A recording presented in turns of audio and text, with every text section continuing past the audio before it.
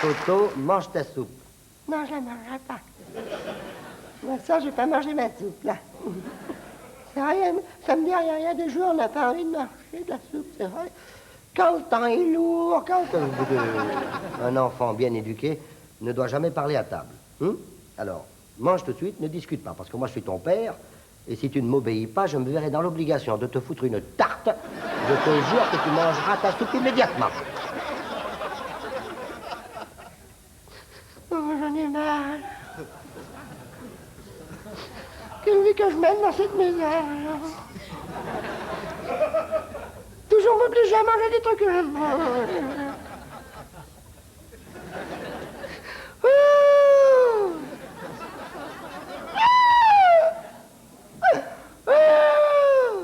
Les voisins. Bourreau d'enfants. Bourreau d'enfants. Dis donc, tu vas pas ameuter tout le quartier parce que tu n'as pas mangé ta soupe, mange-la tout de suite. Non, je la mangerai. Je la mangerai pas, puis je la mangerai pas, là. J'ai décidé. Je la mangerai pas, je la mangerai pas. Ah, t'as décidé. Comme ça, toi, un enfant, tu as décidé. Oui, j'ai décidé. Ben moi, j'ai décidé que tu la mangerais. Ah, on va voir lequel des deux qui va gagner. Ne m'énerve pas, hein. Bouffe ta soupe tout de suite. Non, je la mangerai pas, puis je la mangerai pas. Les voisins. Bourreau d'enfants. Bourreau d'enfants. Tu vas t'arrêter d'ameuter tout le quartier, non? Moi, je suis connu honorablement dans tout le quartier, alors suffit comme ça. Les voisins qui tapent au-dessus, t'entends pas? Chut. Tais-toi. Qu'est-ce que tu veux manger si tu veux pas manger ta soupe, pourvu que tu te taises? Mais moi, je vais manger... Moi, je vais manger... ça m'a pas l'idée. Je sais pas, je mangerais bien une andouille. À ce heure-là, les enfants ne mangent pas d'andouille. Alors pourquoi tu me l'as demandé? Discute pas. Mais qui t'a éduqué? Écoutez, mon gendre, je ne suis que votre belle-mère, mais il me semble que pour l'éducation de votre enfant, il serait certainement pas... Vous, la belle-mère, foutez-moi la paix, c'est pas le moment, hein? Moi, je vais vous remettre sur votre vélo, vous allez retourner chez vous en courant, vous allez rattraper Geminiani, croyez-moi, hein? Il y a papa, il veut jeter la mémé à l'air. Les voisins. Bourreau d'enfants. Bourreau d'enfants. Le père, excédé, descend les escaliers 4 à 4. Il réveille le charcutier, il revient avec une andouille. T'es content ce coup-ci? Tu vas fiche la paix.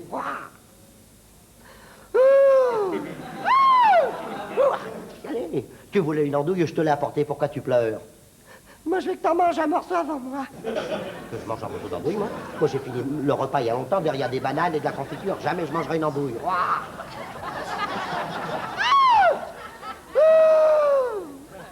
Les voisins. Je le mange, ton morceau d'andouille. Mais après, tu me ficherais la paix, hein, je te jure. Quelle vie que je mène dans cette maison, hein. C'est pas possible. Je vais pas manger de l'andouille à moi, un homme de mon âge. Là, t'es content? Je l'ai mangé, ton morceau d'andouille. Comment ça? T'as pas voulu manger ta soupe, tu ne l'as pas mangée. T'as voulu que je t'apporte une andouille, je l'ai apportée. T'as voulu que j'en mange un morceau, je l'ai mangé. Et tu chiales encore? Pourquoi? T'as mangé le morceau que je voulais.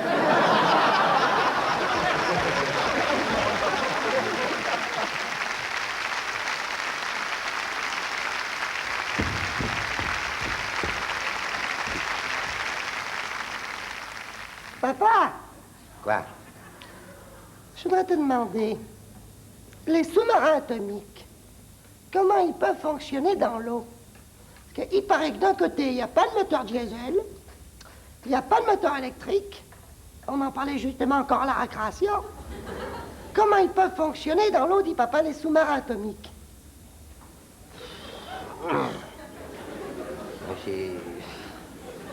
C'est étudié pour. Je comprends bien seulement. Moi, je n'ai que 9 ans et demi. Et avec les nouvelles méthodes d'instruction scolaire, je ne sais pas grand-chose. Mais je crois savoir, comme le commun des mortels, c'est-à-dire n'importe quelle andouille sur Terre, que si l'atome est la plus petite partie d'un corps simple et la molécule la plus petite partie d'un corps composé, comment se fait-il que l'on puisse désintégrer un atome, non pas dans une pression atmosphérique, ne l'oublions pas, mais dans une pression hydraulique? Et quelle pression hydraulique! Pression hydraulique à 300 mètres sous l'eau, puisque le dernier sous-marin atomique français fonctionne à 300 mètres sous l'eau. Or, c'est contraire à la théorie d'Einstein. Einstein a dit que, au centimètre cube... T'en as pas longtemps à me saouler, dis, avec tes salades, hein? Papa, je te saoule pas. Je te demande... Faut que je sache, moi, un homme de mon âge, comment fonctionnent les molécules et les atomes. Hein? J'ai déjà du mal à rouler en vélo, moi. Mais j'en sais rien, alors. Que je sache. Mais tu te fais un monde de tout, c'est très facile. Ce qui se conçoit bien s'énonce clairement. Écoute, papa, et pourtant, je ne veux pas aller chercher loin. Seulement, lorsque Pascal a dit, la pensée de Pascal est la vie est misérablement courte. Et Einstein, lui, a dit, plus on va vite, plus le temps est court. Il y a une certaine contradiction. J'aimerais rencontrer quelqu'un qui puisse m'expliquer ça. Pour moi, la paix avec Einstein. Je veux pas d'histoire avec les voisins, moi.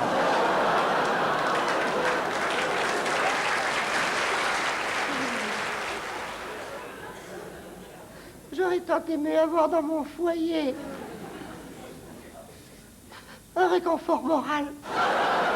Je n'ai qu'une tribulation. Je vais te foutre une tarte, maintenant, je vais te remettre sur terre, hein. Non, écoute Pas pour moi la paix. Et tout le temps, il parle, je gagne, gna gna gna gna gna gna gna gna gna.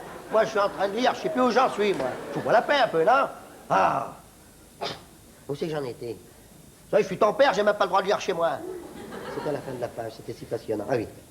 Tintin, Diamilou, Tarzan, c'est le plus fort. Quoi encore? Pose-moi des questions qui n'aient pas trait aux atomes et je te répondrai. Tu me le jures? Oui. Bon. Je vais t'en chercher une chouette d'art, ça. Papa, Quoi? pourquoi que les vaches, elles ont des cornes, et puis que les chevaux, ils en ont pas?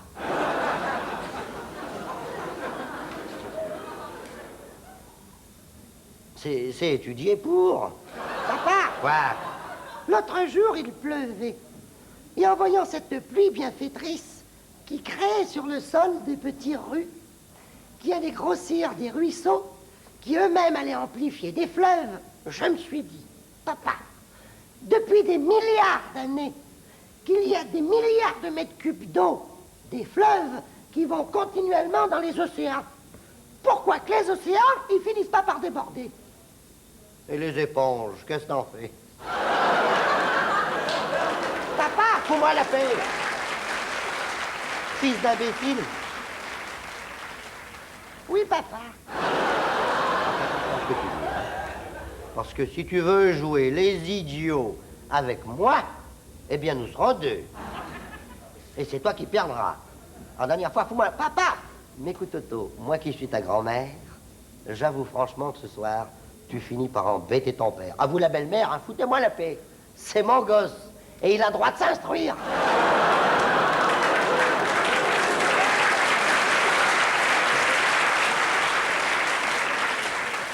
Toto, c'est ton père qui te parle ce soir officiellement.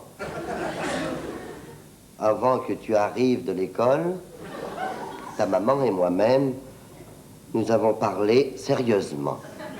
Et nous avons décidé, puisque cette année, tu as encore échoué au certificat d'études, tu n'as pas pu faire ta première communion puisque tous les ans tu es recalé, et comme tu viens d'avoir tes 34 ans, nous avons décidé, ta mère et moi-même, de te mettre en pension. Non, non, non, non. Toujours tout le monde contre moi. J'en ai plein le bol, hein. À 33 verres, je dis. Cette année, si c'est la première année que j'ai le droit d'avoir des pantalons longs. Moi, j'irai pas en pension, là. Toujours on me couvre, là. Et prends ton cache-nez, attention quand tu vas traverser la rue, et prends ton passe-montagne et tes culottes de golf. J'en ai plein le bol. Dis donc, tu vas parler avec respect à tes parents. Nous avons décidé, je te dis, que tu iras en pension. Non, j'irai pas en pension. J'irai pas, puisque c'est ça. Je vais m'échapper de la maison. Là, j'irai tout seul dans la rue. Tu iras tout seul dans la rue? Oui, j'irai tout seul.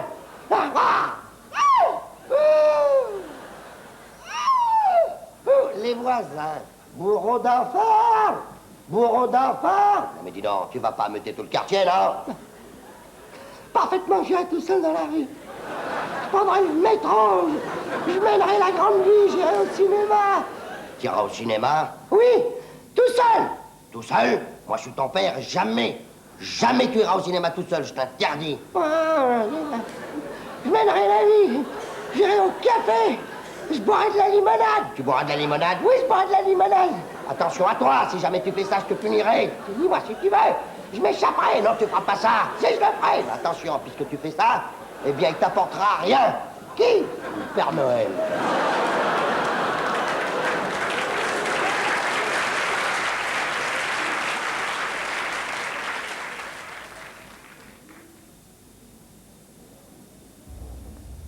Figurez-vous que l'autre jour, j'étais dans un dancing. À droite, il y avait le bar. Au milieu, il y avait la piste avec les jolies cavalières qui étaient assises. Et je vais vous montrer ce qui est arrivé à un monsieur qui était au bar.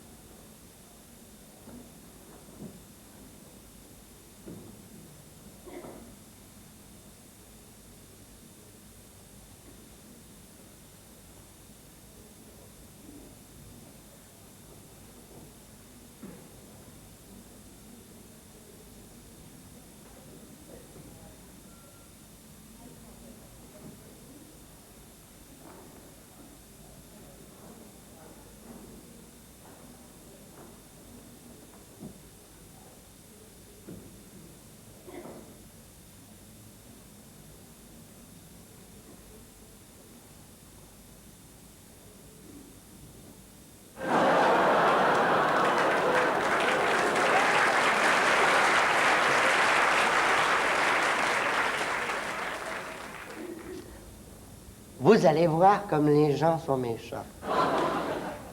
Comme l'autre dimanche, il faisait beau, il y avait du soleil, et sitôt qu'il fait beau, nous, avec ma sœur, on parle de vacances.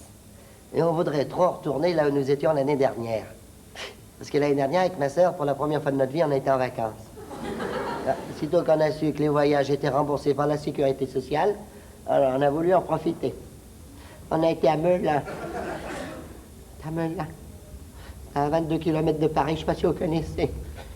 Les débuts, j'étais un peu malade à cause du changement d'air. On était très bien. On était chez Madame Boissement, je ne sais pas si vous connaissez. Une bonne pension, vous savez. Ça s'intitule Comme chez soi. Et vraiment, on peut dire qu'on y est comme chez soi, vous savez. Oh, bien, bien, bien. On mange comme chez soi, on dort comme chez soi, tout comme chez soi. Il y a même des jours, on se demande pourquoi on vient là, tellement. Ouais. C'est le dernier jour qu'on est parti. Voilà ce qu'on a mangé. Pour vous donner un aperçu. On a mangé. Je me souviens du menu parce que je l'avais envoyé à la concierge. Sur une carte postale. Vous savez ce que c'est en vacances, on ne sait jamais quoi écrire. Là, moi, je lui ai envoyé le menu. C'est pas bien, il était content. On a mangé. Qu'est-ce qu'on a donc mangé? Le potage du sous-chef. Parce que le chef est en vacances. Hein. Ensuite, on a mangé... qu'est-ce qu'on a donc mangé? C'était si bon. J'en ai pris 2 fois, j'en ai emporté dans du papier. Le melon de Melun. Mais alors, le beau melon, vous savez, c'est la belle tranche bien présentée dans une feuille de chou chaque à la sienne. Bien. Avec du sucre en poudre tant qu'on en voulait. Et ça tombait bien parce que c'était du melon qui supportait le sucre en poudre. L'estomac le supportait moins, lui. Mais lui, il supportait tout ce qu'on pouvait mettre dessus. Le melon, il tenait le coup. Ensuite, on a mangé les tripes de la patronne. Et comme à la maison, bien épatant. Et comme dessert, avant, on a eu le beefsteak du patron, mais alors le beau beefsteak, hein, comme la main, bien servi, bien, nerveux, mais bien. Et comme dessert, on a eu un raisin de Corinthe et une petite figue, des petites figuettes de province, je ne sais pas. En Provence, il y a des petites figuettes. Alors.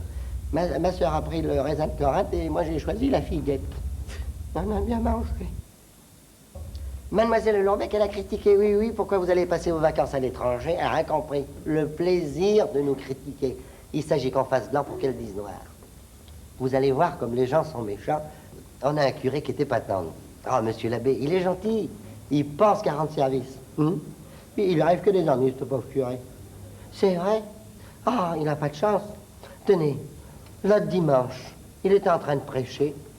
Je sais pas à quoi il pensait au milieu de son prêche. Mais oui, mes bien chers frères, on peut dire que Jésus a fait des miracles et il nous l'a prouvé.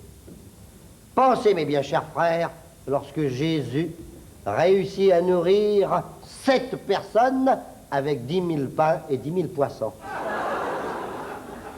Malheureusement, dans l'église, il y en avait un qui dormait pas.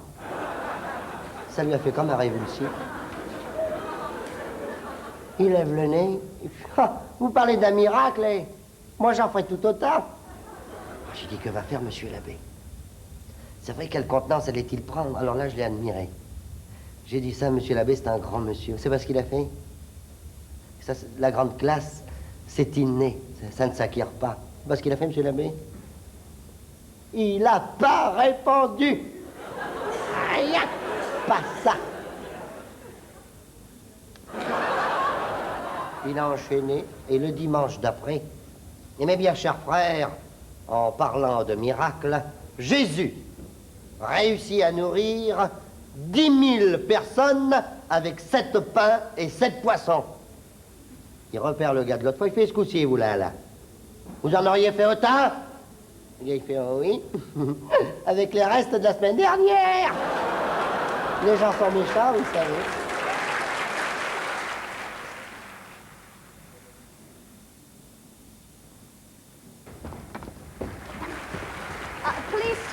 Uncle, would you give me your papers, please? Hein? Can I see your passport?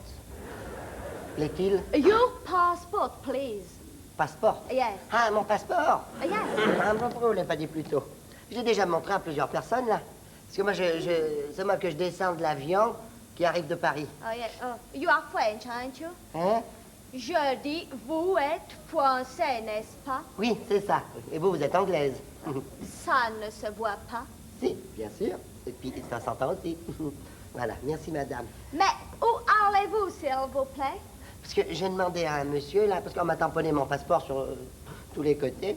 Alors, je lui ai dit, à l'aérodrome de Londres, là, au monsieur, je lui ai dit en anglais. J'avais appris la phrase par cœur à Paris avant de partir. Je voulais pas partir comme ça au hasard. J'ai dit au monsieur, je dis, where it is television for me. Television for me. Il m'a répondu en français, à la sortie, c'est l'autobus 3. Mais pourquoi voulez-vous aller à la télévision? Pour travailler. Travailler? Vous avez un permis to work? Un permis pour travailler? Non. Non. Et pourquoi? J'en sais rien. Pourquoi? Parce que je ne sais pas si je vais être engagé. Mais Je fais un travail assez spécial. qu'est-ce que vous faites de ce spécial? Je fais rire. Quoi? Enfin, je fais rire il y a des jours, quoi. C'est suivant, quoi. Vous savez ce que c'est, alors? Un jour, paf, c'est l'euphorie générale. Le lendemain, c'est... À quelle heure c'est la levée du corps? Parce que moi, ça fait plusieurs années que je passe à la télévision française. Puis alors, comme je sens que maintenant... Alors j'ai dit, tiens, je vais aller voir s'il y a du travail à la télévision étrangère. C'est pour ça que je suis à Londres. Voilà, madame. Mais qu'est-ce que c'est rire? Je ne comprends pas. Si, quelqu'un qui rit. Qu'est-ce que c'est? Je sais pas, quelqu'un qui n'a pas de complexe. Quelqu'un qui est heureux de vivre, qui rit. Vous savez, on n'a jamais entendu des gens qui rient, qui sont heureux de vivre. C'est ça. J'essaye de faire rire. Is it to laugh? Vielleicht, ich weiß nicht. Yes, where to laugh in English. In English, in Deutschland, lachen. Voilà, au revoir, madame. Écoutez-moi, Merci. please, restez ici, compris? Oui, madame. Vous m'avez dit que vous faites rire, n'est-ce pas? J'essaye de faire. Eh bien, faites-moi rire alors. Vous savez, c'est délicat. On fait pas rire comme ça. J'attends, faites-moi rire. Qu'est-ce que vous voulez qu'un Français puisse bien faire pour faire rire une Anglaise sur l'aire d'atterrissage? Si, il y a peut-être ça, des fois.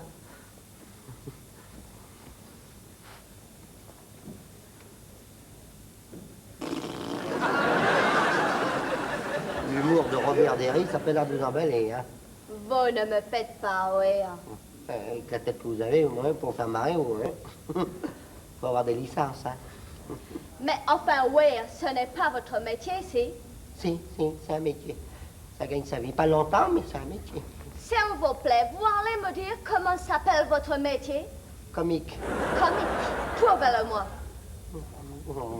J'en ai beaucoup. Vous voulez que je vous prouve que je suis comique? Ah, yes. Alors là, c'est irréfutable. Indéniable. Là, il n'y a pas à y revenir. C'est écrit sur mon passeport. Moi, je suis comique. Et ce n'est pas écrit sur mon passeport. Ah, parce que vous êtes comique, vous? Ah, yes, I am. Ah, mais écoutez, vous avez intérêt à le dire. Eh bien, alors, nous sommes faits pour nous entendre, alors, entre comiques. Je suis comique, vous êtes comique, nous sommes comiques. I am comique, you are comique, we are comique. Sir, do you realize that you're insulting me, the Queen and the Lord Kingdom? I'll warn you, if you continue, I'll throw you into castle. Do you understand what I mean? je parle bien. I am very cross with you and I can't stand you anymore. Do you understand now? I don't want to repeat it again. Écoutez, la question n'est pas là. On parle, puis on dit des bêtises. Vous avez compris. Pas tellement. Mon uniforme représente le Commonwealth. Et en me manquant de respect, vous insultez Sa Majesté gracieuse la Reine d'Angleterre, the Queen of England. Got the Queen.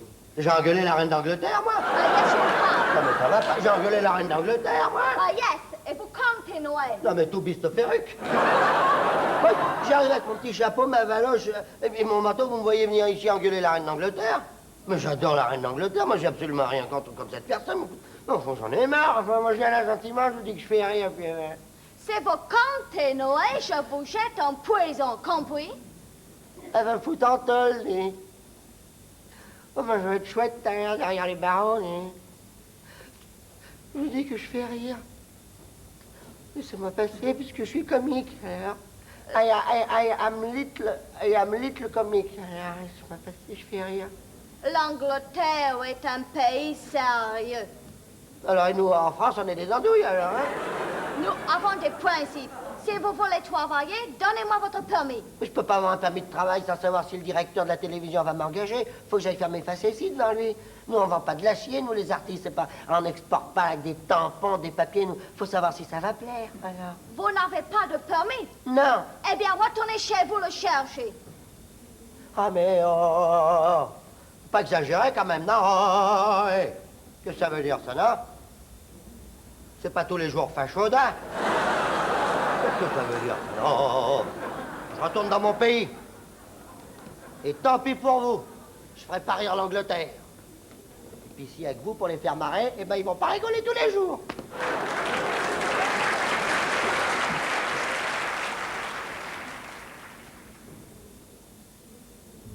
Mes chers ouvriers, si je suis descendu ce soir dans vos ateliers, c'est pour vous dire que je suis très mécontent de vous. En effet, lorsque le matin, j'arrive dans la cour de l'usine, je vous entends maugréer, murmurer, oh, il y en a marre d'aller travailler, d'aller turbiner. On a l'impression que ça vous ennuie de venir travailler dans mon usine. Vous apprendrez, mes chers ouvriers, que lorsqu'on attrape un voleur, un assassin, on le met dans une prison. Et on l'empêche de travailler. La plus grande punition pour un être humain, c'est de le mettre dans une cellule, seul, et de l'empêcher de travailler. Donc vous, qui n'avez jamais volé ni assassiné, vous avez la chance de pouvoir vous distraire en travaillant. À ce moment-là, le travail devient synonyme de distraction ou amusement. Aussi, à partir d'aujourd'hui, je ne veux plus entendre dire je viens travailler, je viens bosser, mais je viens m'amuser. Le premier qui dit je viens turbiner, je le fous à la porte. Je ne limerai plus, je m'amuserai. Je vais voir si j'ai été compris. Ce sera très bon pour le rendement du travail. Vous qui êtes torse nu là, qu'est-ce que vous faites toute la journée quand vous mettez du charbon dans la chaudière? Je m'amuse. Et vous là qui poussez les wagonnets toute la journée, qu'est-ce que vous faites? Je m'amuse. Très bien. Tout le monde s'amuse ici. Et vous là, qu'est-ce que vous faites derrière ce guichet? Vous amusez aussi, vous? Oui. Oui, patron, je m'amuse aussi. En quoi ça consiste, votre amusement? Je suis le magasinier. Alors, je suis assis toute la journée derrière mon guichet.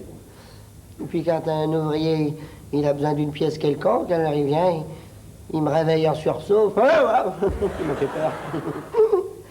Je voudrais un petit boulon d'huître. Alors, je fais pivoter mon petit fauteuil. J'ai fait mettre de la molesquine. C'est rembourré. J'ai fait mettre des roulements à billes dessous. J'ai tiré d'une vieille roue. Alors, je prends le petit boulon d'huître. Hop, j'y donne et j'écris un boulon de huître. Voilà. Voilà. Et puis des fois, comme ça peut attendre 2-3 heures. Comme ça peut attendre 2-3 jours. Je suis toujours assis. Puis il y en a un autre qui vient. Oh, il m'a fait peur. Une pince multiprise. Hein. Quel acier, mi-dur, mi-doux. Hein. Vanadium, hein, pour un chef. Je prends ma pince multiprise en vanadium. J'enlève les toiles d'araignée. Il y a dans le guichet. Puis je lui donne ma pince multiprise. Voilà. Voilà. Vous êtes content de vous amuser ici, vous? Ça va, patron, moi je m'amuse bien. Il y a combien de temps que vous amusez ici, vous? Bah, ça va faire une quinzaine d'années, je m'amuse là, moi. Et vous pensez vous amuser encore longtemps ici? Encore 15 ans, quoi, jusqu'à la retraite. Hein? Et après, qu'est-ce que vous ferez? Après, bah alors là, j'irai travailler.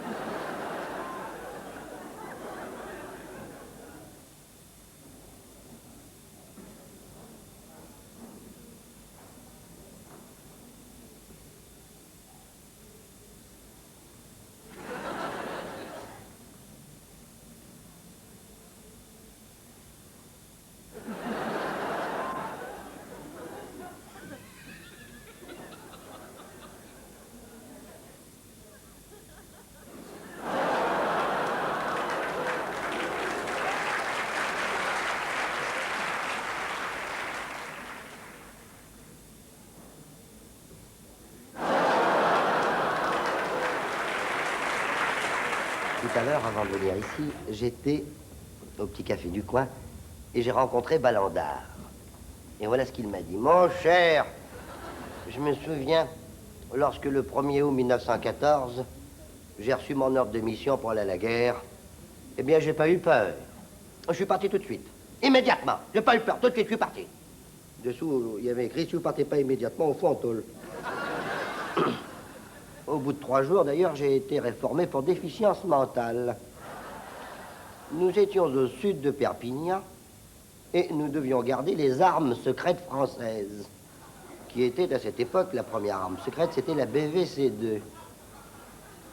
Je peux vous dire maintenant la formule. BVC-2, c'était à base de bouse de vache et de carbure.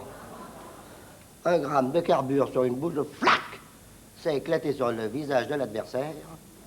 Avant qu'il ait fini de s'essuyer, le soldat était passé à l'attaque. Sur le plateau du Mont-Gerbier des Gens, au cours des essais officieux qu'il y avait eu, Clémenceau lui-même en avait reçu une en pleine tête. Il en avait été très, très, très content. Il avait même dit cette phrase qui est restée fatidique. Remettez-moi ça. Et ensuite, la deuxième arme secrète, c'était le zigomar. Le ballon dirigeable que nous avions, et qui n'a jamais été dirigé d'ailleurs, chose assez curieuse. J'avais été nommé pour garder ce zigomar, le ballon dirigeable, et j'étais là avec mon fusil, la baïonnette au canon, et toute la nuit je tournais autour, et en même temps, j'étais en train de répéter un texte d'une de mes créations. À l'attaque, mes amis, et pourquoi pas? J'étais tout seul, j'en profitais, n'est-ce pas, pour travailler tout seul, disais-je. C'était la nuit, noire, il n'y avait que la lune comme témoin, je savais que personne ne m'entendait, j'en profitais. À l'attaque! De quoi? Horace, pour que l'auriez devant moi? Oui! Attention à moi! Attends, d'un seul coup, j'entends comme un léger bruissement derrière un buisson. Je fais la première sommation qu'on m'avait appris. Qui va là? Pas de réponse. Il y a quelqu'un qui est là? Je vois comme une ombre qui s'avance vers moi. Ha ha ha! À nous deux, mon gaillard! Je vais tirer. L'ombre arrive toujours vers moi et ne répond toujours pas. Ha ha ha! Je vais tirer, mon gaillard! Je vais tirer! Et il y a l'ombre qui me répond. Fais pas l'andouille, c'est moi. Je t'apporte les cartouches. Et après, je répétais toujours mon texte, à l'attaque, les gars, à l'attaque, je me suis un peu emporté, paf, j'ai collé un coup de baïonnette dans le ballon dirigeable, il s'est dégonflé comme un lapin, et il était là comme une pauvre peau, n'est-ce pas, crevée, qui était là, et on m'a réformé parce qu'après, on a essayé de m'expliquer ce que c'était que la guerre. Il dit, ben, c'est très simple, il faut que tu tues l'homme qui est en face de toi. Ah bon, pourquoi? Parce qu'il n'a pas le même costume que toi. Bien, c'est ça, alors... Tous ceux qui n'ont pas le même costume que moi, paf, je les tue. Voilà, c'est ça. Alors, je vois un marin, non, pas un marin. Un marin, il est avec nous, c'est un Français. Ah bon, très bien. Alors, faut pas qu'il soit français, non. Bien. Alors, si, ah ben, par exemple, là-bas, il y a des Anglais qui passent, puis et non, pas les Anglais, ils sont avec nous. Ah bon. Et oui, alors, si c'est pas des... Alors, bon, au bout de 3 jours, il y en a marre, hop, ils m'ont démobilisé. Mais je n'ai pas voulu rester inactif. J'ai dit, moi, Balandard, il faut que je fasse quelque chose pour la nation française. Aussi, c'est moi, Balandard, qui ai créé le théâtre aux armées. Et mes camarades et moi-même, nous allions dans les tranchées, chez les crapouillots, toujours de l'avant, remonter le moral de nos braves strophiants. Et je disais toujours à mes copains, allez-y les gars, toujours de l'avant, n'ayons pas peur. On allait dans les voyaux, toujours de l'avant. Bravo les gars, salut les gars, on va vous dire quelques poèmes. En avant les gars, toujours de l'avant. Une fois d'ailleurs, nous avons été tellement loin dans les premières lignes que nous sommes tombés chez les troupes prussiennes. Il y avait un jeune homme qui était là, habillé en militaire étranger, qui nous fait « Halt! Morganzi! Komm mit mir, officier !» Je vous en prie. Parlez-nous sur un autre temps. Nous sommes des artistes. Le jeune homme en question s'est mis en colère et il nous a amené un grand coup de pied au QG allemand, là où il y avait des officiers supérieurs, enfin des hommes du monde. Un colonel est venu, il s'est présenté. Colonel Karl von Strassen. Balandard. Dites-moi tout ce que vous savez sur le comportement des troupes en France. Je ne parlerai qu'en présence de mon avocat. Mais je ne parlerai qu'en présence de mon avocat, puis c'est tout.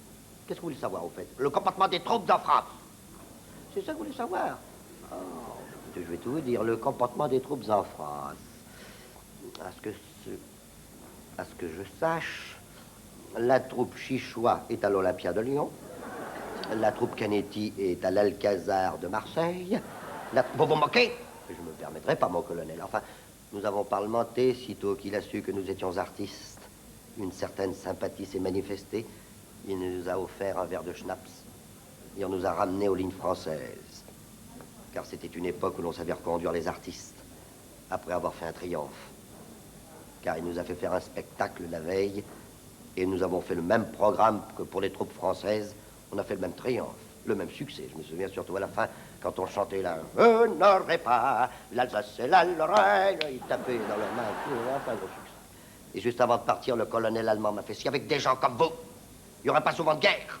Oh, vous savez, mon colonel, nous autres artistes, que nous soyons en France, en Chine, en Russie ou aux Amériques, nous sommes toujours un peu chez nous. Comment ça? Bien sûr. Puisque l'art n'a pas de frontières.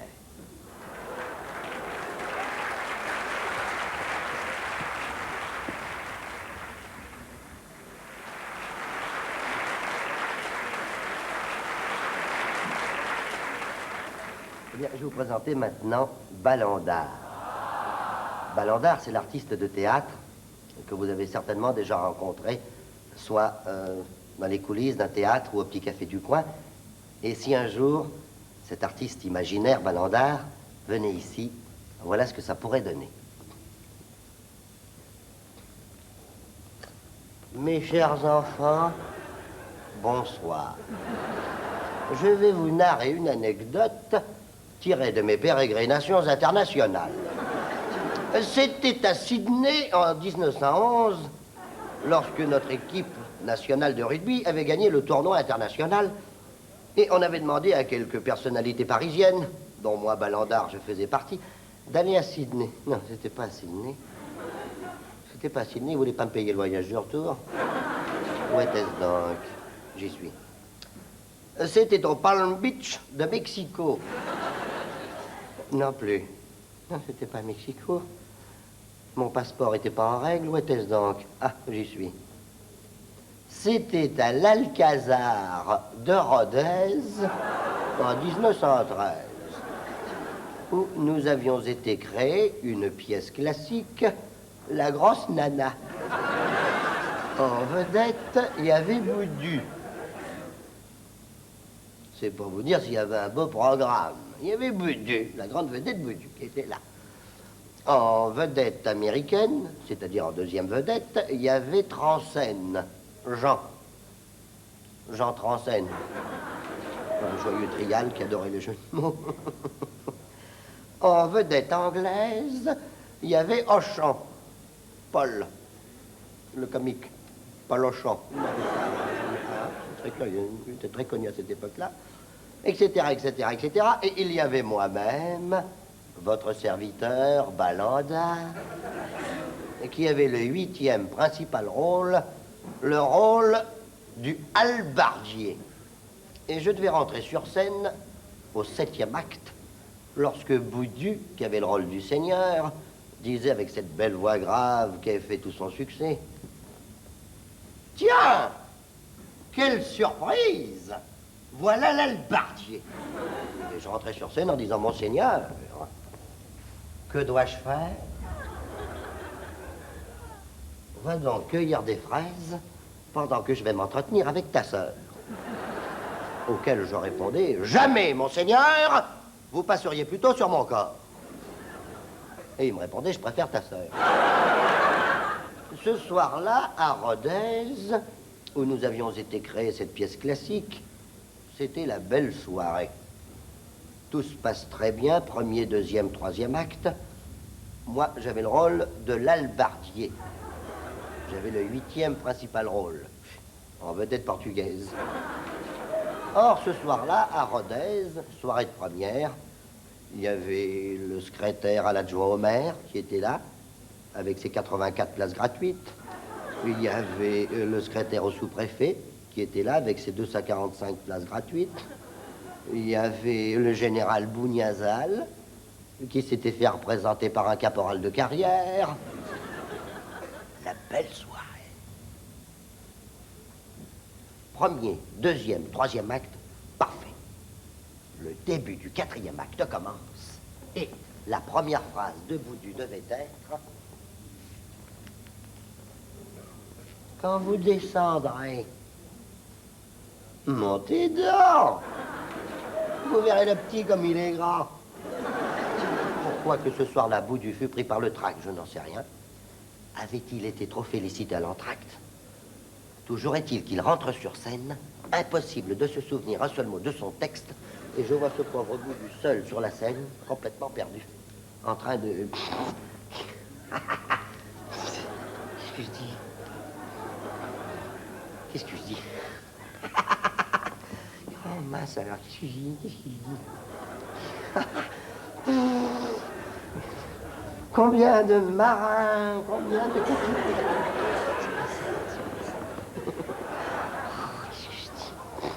Le souffleur.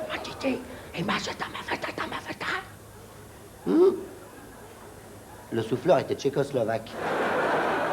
Les machinistes soufflaient, le régisseur soufflait, tout le monde soufflait. C'est moi une si le public lui-même ne soufflait pas. Moi, Balandard, j'étais dans les coulisses, j'étais décontracté, je faisais l'albardier au 7e acte, nous étions au début du 4e acte, alors j'étais là, disais-je, je vaquais. Je m'aperçois de l'incident et je me mets à lui crier comme tout le monde. Boudu, quand vous descendrez, montez d'eau. L'ai-je surpris.